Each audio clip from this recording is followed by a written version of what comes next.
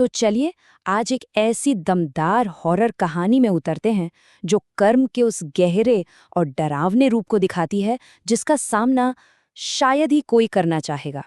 कहानी की शुरुआत ही एक ऐसी सोच से होती है जो रोंगटे खड़े कर देती है और आगे जो कुछ भी होने वाला है ना, उसकी नींव रखती है।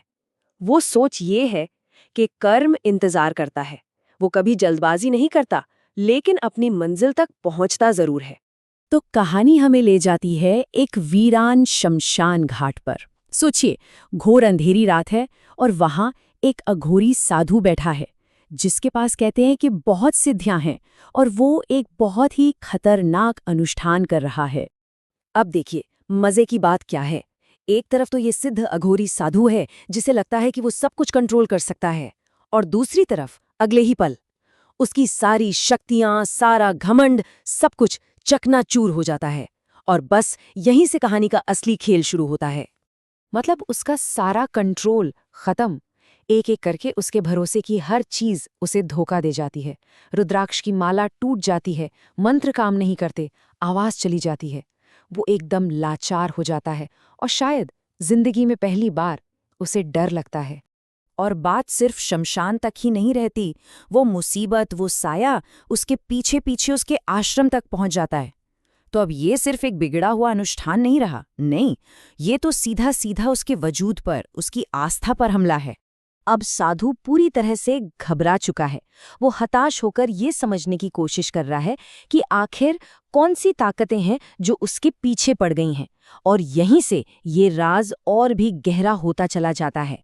तो जो अजीबोगरीब चीजें हो रही थीं, वो अब और भी पर्सनल होती जा रही हैं, उसे कंफ्यूज कर रही हैं। और इन सब के बीच एक आवाज, एक फुसफुसाहट सुनाई देती है जो इस पूरी पहेली को सुलझाने की चाबी बन जाती है। एक नाम, अश्वनी। अब साधु भागकर शमशान के रिकॉर्ड्स चेक करता है और उसे पता चलता है कि जिस चिता पर वो तंत्र मंत्र कर रहा था, वो तो अपराजिता नाम की एक किन्नर की थी। तो फिर ये अश्विनी कौन है? सवाल और भी बड़ा हो गया है ना। और यहीं पर कहानी का एक बहुत ही जरूरी कल्चरल पॉइंट सामने आता है। देखिए, जिस आत्मा के साथ ये सब हो रहा है, उसका किन्नर होना कोई मामूली बात नहीं है। यही पहचान उस श्राप की असली ताकत है जो अब अपना असर दिखाना शुरू कर रहा है। चलिए, अब कहानी के उस हिस्से में चलते हैं जो सब कुछ बदल कर रख देगा। एक ऐसा मोड़ जहां इस साधु का डर ही इसके अतीत के सबसे खौफनाक राज को बेपर्दा कर देगा।